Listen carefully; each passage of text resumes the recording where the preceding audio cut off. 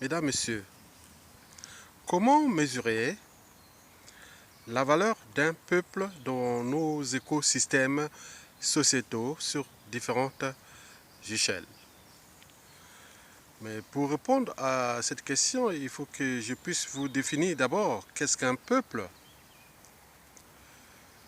Pour moi, je pense qu'un peuple désigne une situation sociale qui n'est ni celle d'une tribu, ni d'un groupe ethnique et encore moins d'une religion, mais d'une communauté, c'est-à-dire d'un groupe de citoyens ayant en partage l'idéal et l'expérience du vivre ensemble.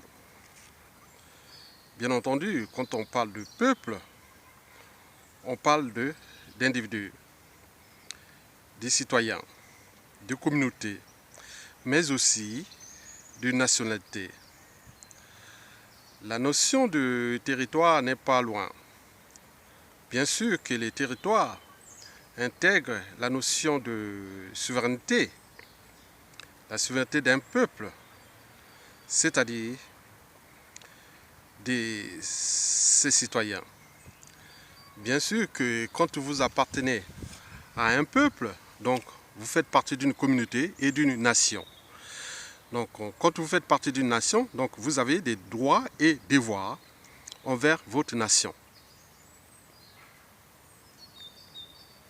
La notion de nationalité intègre bien la dimension nouvelle de peuple. Je suis de nationalité française, donc je suis français. Je suis de nationalité congolaise, donc je suis congolais. Je suis de nationalité américaine, donc je suis américain. Donc je fais partie du peuple américain, etc., etc. Mesdames, Messieurs, comment mesurer la valeur d'un peuple dans nos écosystèmes sociétaux sur différentes échelles? Je pense que la valeur d'un peuple ne se mesure pas à l'individu, intelligent ou non, ou à un citoyen intelligent ou non. Oui, on n'est pas bête, idiot, incompétent par association. On n'est d'ailleurs non plus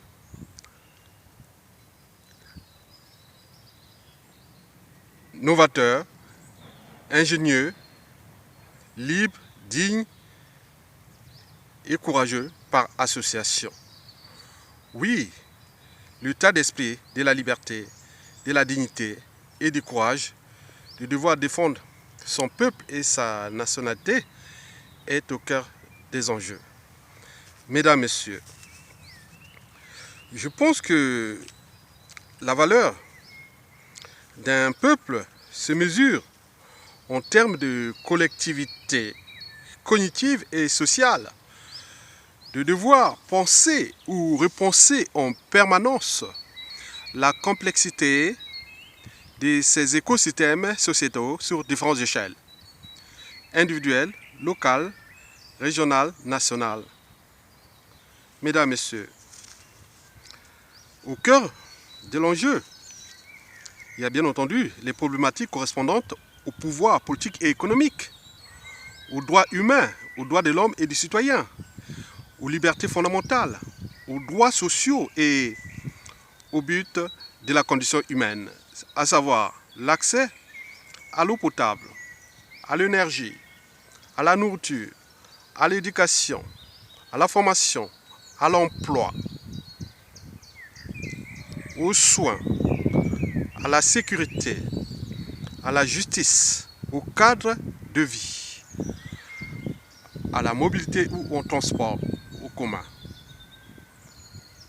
Mesdames, Messieurs, oui, je peux affirmer ici que chaque peuple possède une valeur, facteur de sa grandeur ou de sa faiblesse, où chaque peuple doit être conscient de sa valeur par rapport aux autres. Prenons le cas des valeurs de la liberté. Il me semble que dans certains peuples, la liberté est ancrée dans leur ADN. Oui, ils ne se soumettront jamais. Ils s'indignent quand ils se retrouvent dans des situations compliquées où la nation est attaquée à l'échelle au niveau intérieur ou extérieur.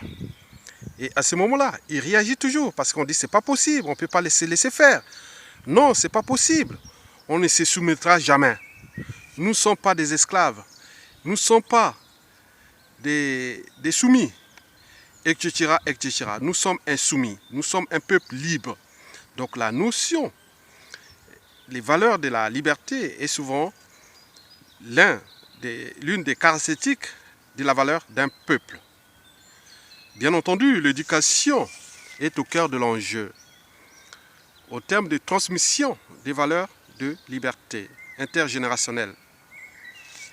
Mesdames, Messieurs, vous savez que la France, par exemple, a été attaquée 3 fois par la Prusse, l'Allemagne, il s'en est toujours remis. Attaqué 2 ou 3 fois par l'Espagne, il s'en est toujours remis. Attaqué 1 fois par le Portugal, il s'en est toujours remis. Et aussi attaqué pendant la guerre de 100 ans, 114 ans avec l'Angleterre, il s'en est toujours remis. C'est ça qu'on appelle un peuple libre. Donc il y a des peuples qui sont libres et des peuples qui ne sont pas libres. Parce qu'ils ne sont pas capables de défendre sa liberté. Et je dirais que les peuples qui sont aussi dignes, parce que la notion de dignité est très importante, parce qu'il y a des peuples où le respect de la dignité individuelle et aussi des collectives, c'est-à-dire le respect de la nation, est là. Donc, si vous êtes capable d'être libre, individuellement et collectivement, et vous avez l'état d'esprit de la dignité et du courage d'oser dire non face à l'injustice, à l'oppression, etc. C'est ça, être un peuple de valeur. Mesdames, Messieurs, oui, les problématiques des droits humains de l'homme et aussi des citoyens. Oui, depuis la Grèce antique, on a créé la citoyenneté.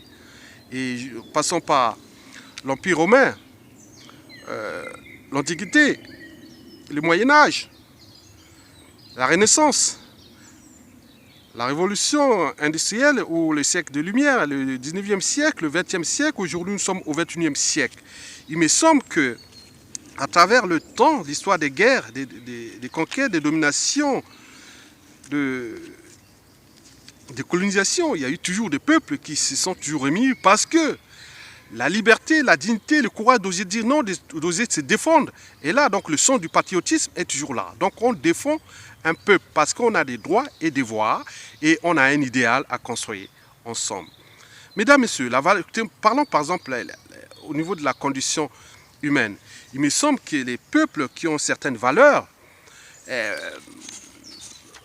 ils sont toujours sensibles à tout ce qui touche l'intérêt général. Ils défendent l'intérêt général. Il me semble qu'il y a des peuples où l'intérêt général est relégué, ou derrière, loin derrière,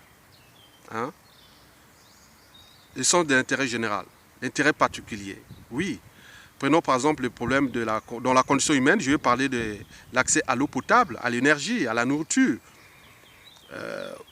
à l'emploi, aux soins, à la sécurité, au cadre de vie, au transport. Il me semble que dans ces peuples, ils agitent leurs neurones pour penser ou repenser, voire suturer et restructurer et manager en permanence le but de la condition humaine. Mais d'autres peuples, non. Il me semble qu'ils ont toujours tendance à privatiser le destin commun ou le bien commun. Et à ce moment, on se demande, est-ce que c'est des peuples ou des mosaïques d'intérêts particuliers? Bien sûr que quand il arrive les problèmes des régimes politiques dictatoriaux, ils sont souvent incapables de se défendre parce qu'ils ne sont pas des peuples. C'est une mosaïque d'individus ou de groupes ethniques ou tribaux, qui sont là que pour traduire à l'échelle d'une nation qu'ils font partie d'un peuple, alors que non, sinon ça se saurait. Un peuple est toujours et sera toujours en mesure de se défendre face aux problématiques précitées. Mesdames, Messieurs, oui, les problématiques du pouvoir politique et économique, bon, les peuples qui ont certaines valeurs ont toujours pensé ou repensé en permanence les problématiques de pouvoir politique, pouvoir et contre-pouvoir, le respect des règles établies, les institutions et autres. Oui, c'est ça la valeur des peuples.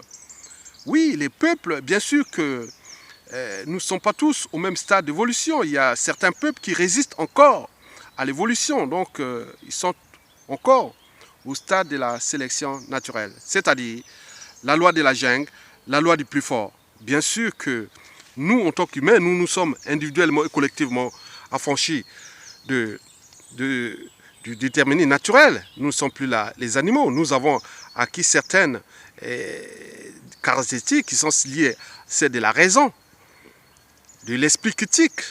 Oui, on est raisonnable. On comprend les choses qui sont du bien commun. Et aussi, quand on vous critique, et surtout quand vous avez le pouvoir politique, et vous n'allez pas massacrer des gens parce qu'ils vous ont dit non. Mais il me semble que dans certains peuples, dès que vous critiquez un individu, c'est fini. S'il a un pouvoir, et c'est l'arrêt de mort. Et il me semble que l'esprit critique aiguise l'intelligence et le verre de conscience d'ailleurs. Parce que celui ou celle qui n'accepte pas la critique n'avancera jamais. Il me semble que dans certains peuples où cette dimension est souvent la condition sine qua non pour vivre ensemble. Parce qu'on doit accepter la critique. Bien sûr, je vous dis, l'éducation est au cœur de l'enjeu. Mais bien sûr, il faut parler aussi de la conscience psychologique, c'est-à-dire celle qui est liée à la raison. Et aussi la conscience morale, c'est-à-dire la barrière entre le bien et le mal. Oui, les valeurs qui sont celles de l'intérêt général. Oui, quand on accède à un pouvoir politique, on n'est là pas pour se servir. On est là pour défendre les citoyens, le peuple. Parce que vous faites partie d'une communauté, d'un groupe d'individus, des citoyens qui en partagent l'idéal et l'espérance de vivre ensemble pour un destin commun. Il me semble que dans certains endroits, des peuples qui ne sont pas capables de repenser ça. Donc, si je conclus mon allocution, je pense que la valeur d'un peuple se mesure déjà au niveau déjà de la collectivité et aussi la manière de penser et de repenser en permanence le vivre ensemble. L'idéal, oui, je vous ai dit l'idéal. Quel idéal? L'idéal, elle est là, il n'est pas caché, il n'est pas loin. L'idéal, c'est-à-dire l'idéal d'être considéré comme faisant partie d'une communauté, d'une nation, d'un territoire. On est citoyen, on défend sa souveraineté. Oui, on défend parce que vous êtes le pouvoir. Le pouvoir est du côté du peuple. Et si vous êtes un peuple, faites partie d'un peuple, donc vous avez des droits et des devoirs. Donc vous devez défendre votre peuple parce que vous faites partie d'une communauté. Mesdames, Messieurs, je vous ai expliqué succinctement la valeur d'un peuple en tenant compte des éléments précités. Mesdames, Messieurs, il me semble que, par exemple, mon pays, qui est le Congo-Brazzaville, il me semble que la notion de peuple n'est pas là. Pourquoi? Est-ce que le Congo-Brazzaville, les composants du Congo-Brazzaville, les citoyens au Congo-Brazzaville, font-ils partie du peuple congolais? Mais sinon, pourquoi ils ne sont pas capables de se défendre face à un dictateur qui est en train de déclasser, outrager, abuser, neutraliser et mettre en mort clinique tout un écosystème sociétal, c'est-à-dire le Congo-Brazzaville? Si c'était un peuple, vous aurez pu voir une réaction commune au niveau des citoyens, des cadres civils et militaires, des hommes et hommes politiques, parce que le pays est en danger.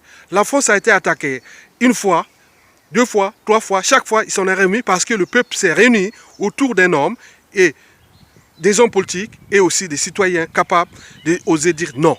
Si un peuple n'ose plus dire non à l'oppression, donc ce n'est plus un peuple. Donc la valeur d'un peuple est se mesure là, au niveau de tous les éléments précités.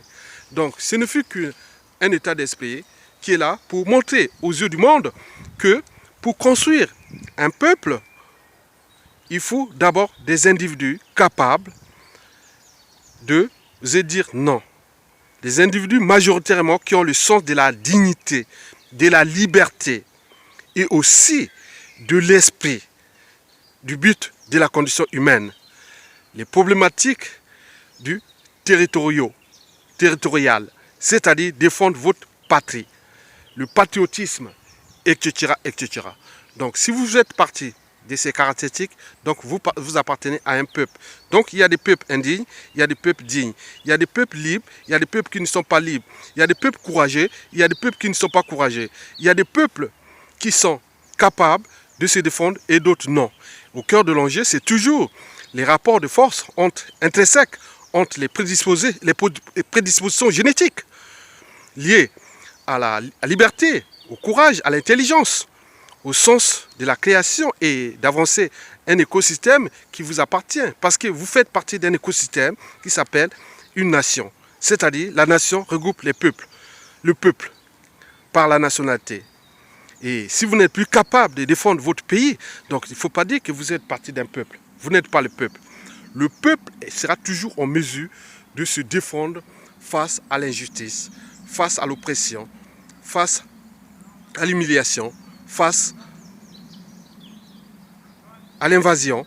Et aujourd'hui, quand on voit le Congo-Brazzaville, un peuple aux arrêts, le pays est sous occupation, vendu à la découpe, surendetté, en mort clinique par un seul individu. Mais ce peuple n'est pas capable de se défendre face à un seul individu. Il est tout seul, bien sûr entouré par ses dignitaires, son clan et ses courtisans. Mais si vous n'êtes plus capable de se défendre face à un seul individu, à un régime politique, à quoi ça sert d'être un peuple? Parce que les peuples libres l'ont certainement mérité. Alors, il faut avancer et mettre en pratique votre liberté, votre dignité et votre souveraineté acquise. Si vous n'êtes pas capable de se défendre, donc vous n'êtes pas un peuple. Mesdames, Messieurs, je vous remercie.